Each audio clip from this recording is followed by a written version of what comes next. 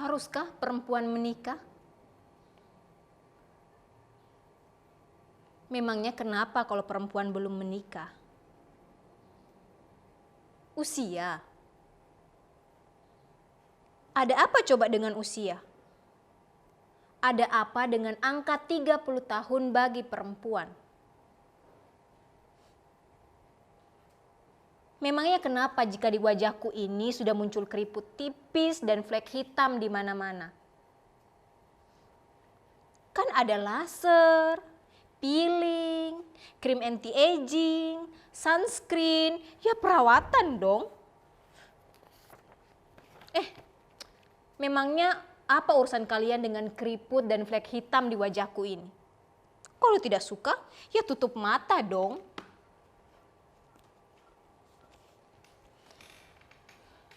Memangnya gampang. Memangnya enteng menyuruh perempuan itu untuk cepat-cepat menikah. Memangnya saya harus menikah dengan siapa? Apakah semua perempuan harus berujung pada sebuah pernikahan? Memangnya saya harus menikah? Apa sebenarnya yang saya cari? Tunggu. Apa urusannya memang dengan kalian?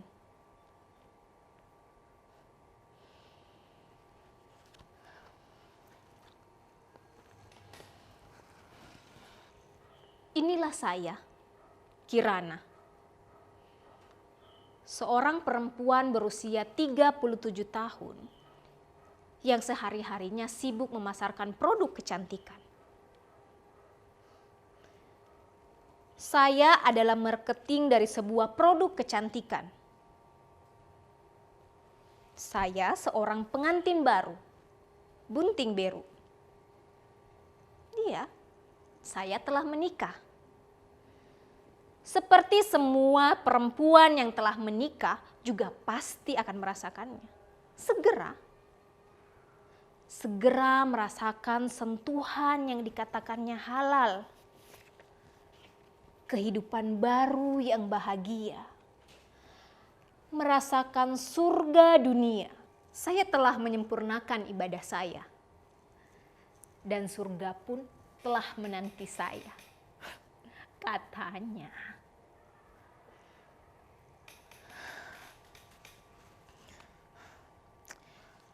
Sepertinya saya butuh bantuan untuk melanjutkan pertunjukan ini. Baik, iya. Sekarang saya lanjutkan. Di malam Mapacing, orang-orang berkata kepadaku, "Ya tahu besok yang mau menikah, sambutlah itu hari pernikahanmu dengan penuh bahagia." Yang besok malam itunya, iya, yang ranjangnya mau dituduri seorang laki-laki. Lah aku mau kolek. Ya tahu ndak sendirian kau lagi, ndak kesepian kau lagi, tidak kedinginan kau lagi. Besok itu hidupmu akan berubah. Dunia akan terasa hangat. Seumur hidup kau akan didekap oleh imam yang akan kami pilihkan untukmu. Dia itu laki-laki yang paling pantas untukmu. Apalagi memang yang kau cari. Sambutlah itu pintu menuju kebahagiaanmu. Bersukacitalah. Kalian dengar? Mendengar satu persatu ucapan mereka itu, tidak ada satu kata pun terucap dari bibirku. Aku hanya terdiam, kaku, tanpa harapan. Satu-satunya yang kupikirkan malam itu adalah besok saya akan menikah. Iya, saya akan menikah dengan sesosok laki-laki yang tidak pernah saya jumpai. Jangankan berbicara masalah perjumpaan, mendengar suaranya pun saya tidak pernah. Saya hanya mengenal suaranya dari cerita ibu. Saat ibu menceritakan sosoknya yang terdengar seperti membicarakan seorang dewa. Tentu saja, Ada juga bantuan Instagram untuk bisa mengenalnya.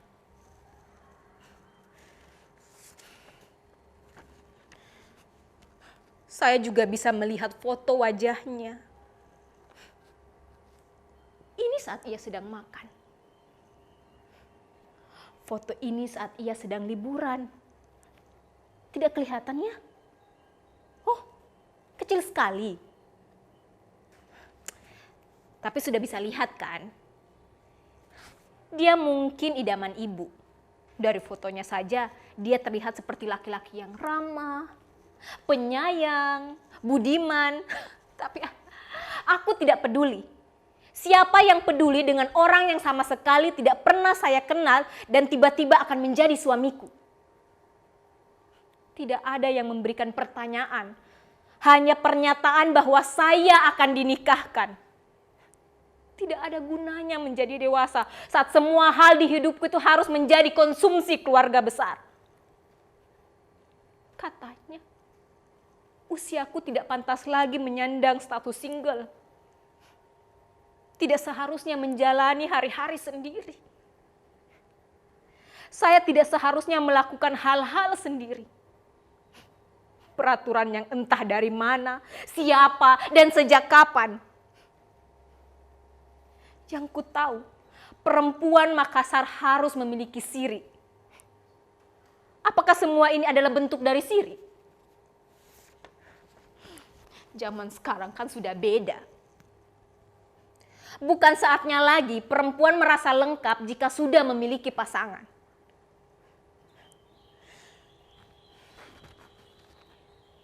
Meski saya bisa menghidupi diri saya sendiri, kehidupanku tidak dianggap sama sekali karena belum mempunyai suami. Apakah saya tidak pantas? Apakah saya tidak pantas menjadi seorang perempuan bila saya tidak menikah? Apakah kesendirianku ini di usia 37 tahun adalah sebuah aib? Pantaskah saya berpikir seperti ini? Pernikahanku mungkin akan menutup mulut orang-orang yang kaya akan budaya siri. Yang mahir akan kehidupan dunia. Yang hidupnya paling sempurna. Apa yang kupikirkan? Apa yang kulakukan? Aku pantas bahagia. Semua orang pantas bahagia. Siapa yang berhak mengatur siapa? Pertanyaan-pertanyaan itu tidak seharusnya muncul di kepalaku, yang membuatku semakin membenci diriku sendiri. Apakah saya berharap semuanya baik-baik saja? Apa yang kupikirkan? Untuk apa saya berpikir seperti ini? Saya berhak atas diriku, bukan?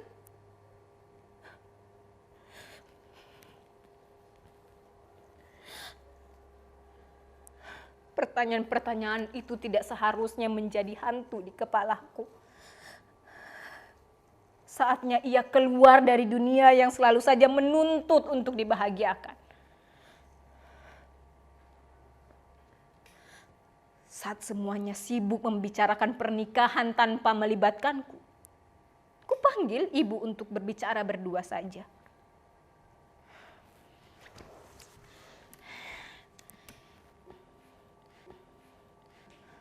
Baik, saya setuju untuk menikah. Tidak menunggu lama, ibu langsung menjawabnya tanpa beban. Sudah seharusnya kan kau setuju dari awal.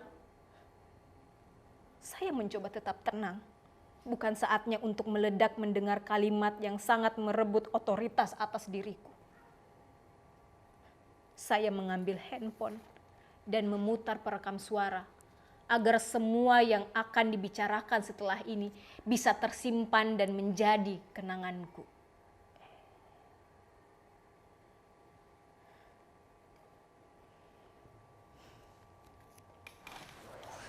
Saya setuju untuk menikah, tapi dengan satu syarat. Ini yang terakhir. Pernikahan ini adalah hal terakhir dalam hidupku yang bisa ibu atau siapapun paksakan untukku. Setelah pernikahan ini, semua hal tentang diriku itu akan kuputuskan sendiri. Begitu akad selesai, ibu tidak punya lagi peluang untuk diriku, hak lagi untuk mengatur semuanya tentang diriku.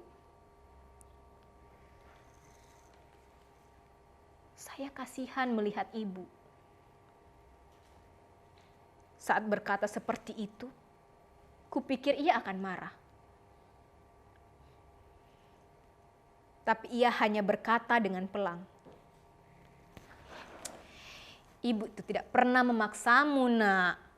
Tapi ini yang harus dilakukan. Cinta itu akan tumbuh secara alami. Kau tidak sadar usiamu sudah..." Lagi-lagi ibu membahas usia. Apakah kalian yang berumur 30-an tahun dan belum menikah juga sama marahnya denganku?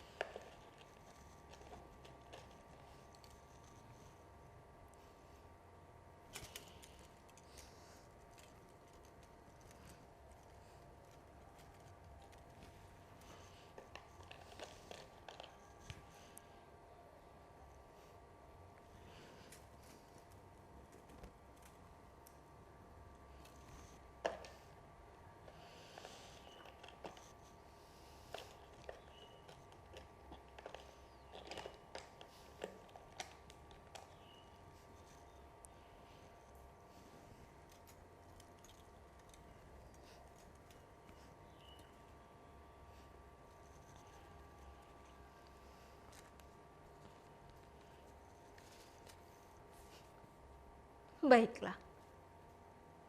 Kalian sudah lihat kan? Pernikahan itu membuat semua orang berbahagia. Pernikahanku membuat semua orang bahagia. Lalu apa yang harus kulakukan?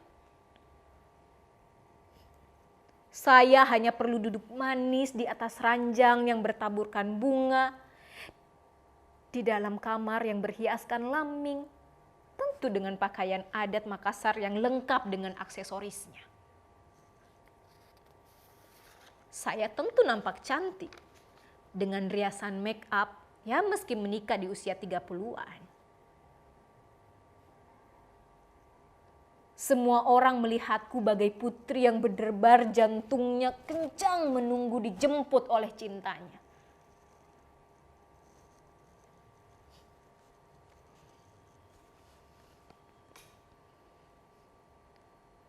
telah berlangsung.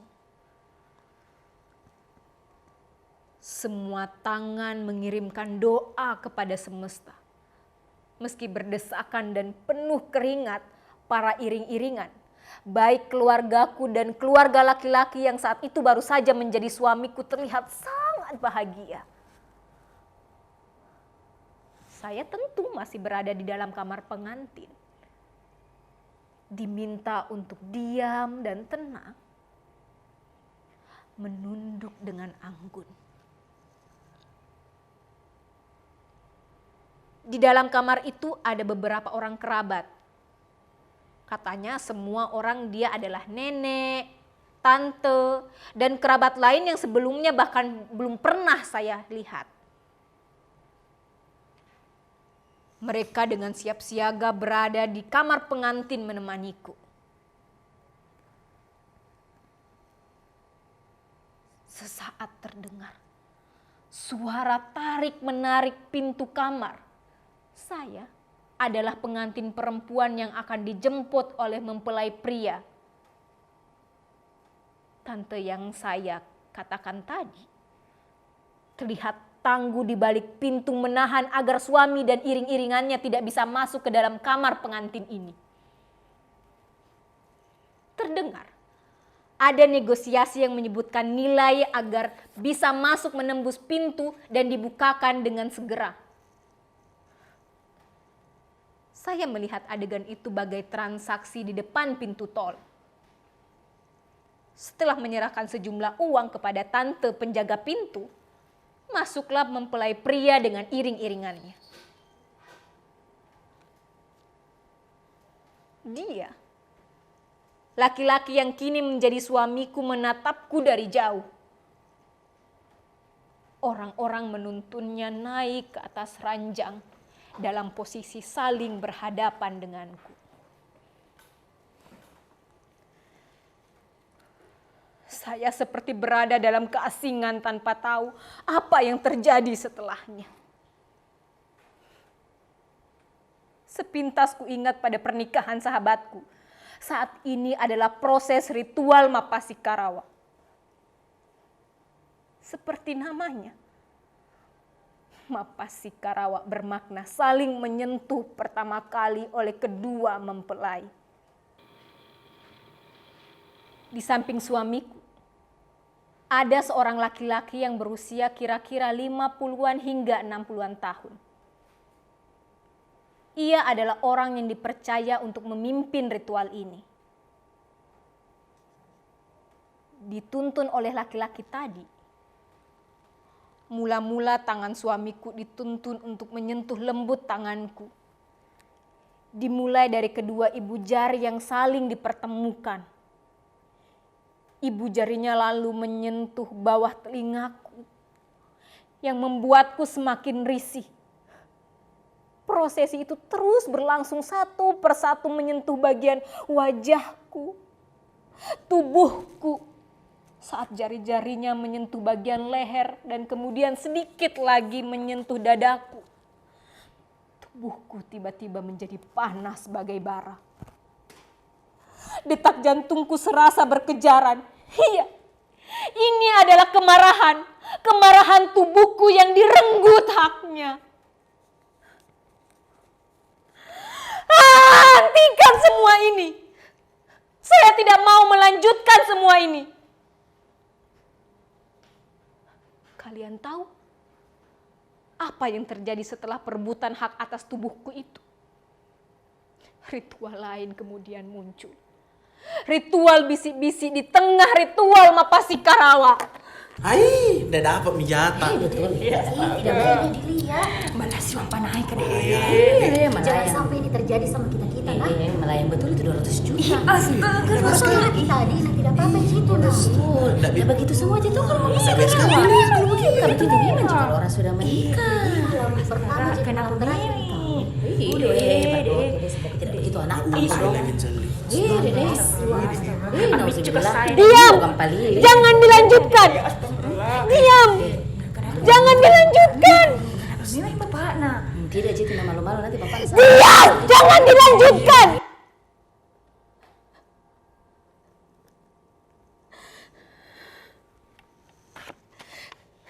Saya tidak tahu lagi.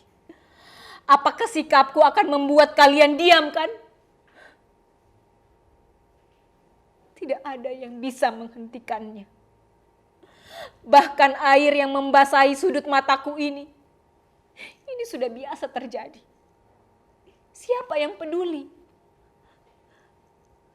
Kalian hanya ingin menonton pertunjukan ini dan menyebut ini adalah sebuah bumbu kehidupan. Pernikahanku adalah tontonan kalian.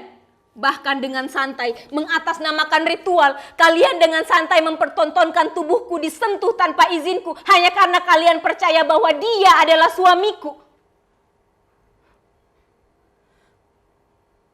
Bahkan setelah penolakanku yang keras, tante, nenek yang tiba-tiba punya otoritas atas diriku masih bisa bilang, anakku sayang,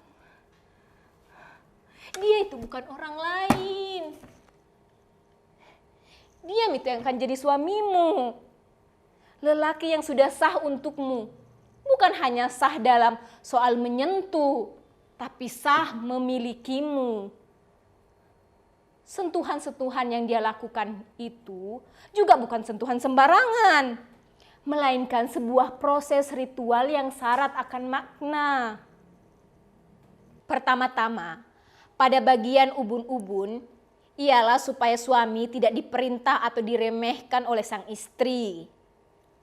Lalu dia menyentuh bagian atas dada, memiliki maksud dan makna supaya keinginan pasangan suami istri itu bisa mendatangkan rezeki yang banyak. Yakni ibarat seperti gunung yang besar, tinggi dan menggunung. Lalu pada saat berjabatan tangan atau menyentuh ibu jari, maka ini makna dan arti adalah agar suami istri bisa saling mengerti sehingga tidak akan muncul lagi pertengkaran dan perselisihan. Dan seandainya terjadi, maka bisa diselesaikan dengan saling memaafkan.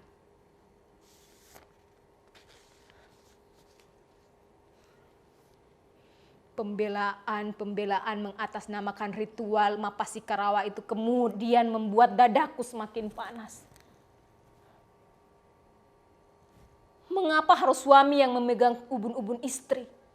Mengapa tidak sebaliknya atau saling berpegangan saja? Lalu saat itu dengan percaya diri, semua yang hadir di sana turut menjelaskan bahwa ini untuk memperoleh kepatuhan istri, agar suami tidak diperintah dan diremehkan istri. Dari mana datangnya pernyataan itu? Jadi hanya suami yang tidak boleh diperintah dan diremehkan istri, sedangkan istri boleh. Apakah masih berlaku? Apakah masih berlaku ini? Apakah ini yang dituju dalam sebuah pernikahan? Memegang kendali atas perempuan. Lalu apa hubungannya memegang payudaraku ini dengan rezeki? Diibaratkannya payudaraku ini adalah gunung, agar rezeki selama pernikahan bisa menggunung. Lalu melalui ritual ini, payudaraku dipegang dan dipertontonkan di depan semua orang. Kitab macam apa ini yang membuat semua orang dalam kamar pengantin ini mengamini seluruh ritual yang tidak menguntungkan perempuan? Tubuh dipegang tanpa izin dan dipertontonkan bagai sirkus. Apakah ritual yang syarat akan makna ini menjamin kehidupan pernikahanku? Saya setuju untuk menikah, bukan untuk menggadaikan kehidupanku di atas ritual, tetapi atas syarat yang kuberikan kepada ibu dan tidak akan lagi memaksaku dalam hal apapun dan membiarkanku mengambil keputusanku sendiri. Katanya cinta akan tumbuh secara organik. Kemana cinta itu? Kapan saya bisa merasakannya? Ini tubuhku, ini diriku, ini hakku.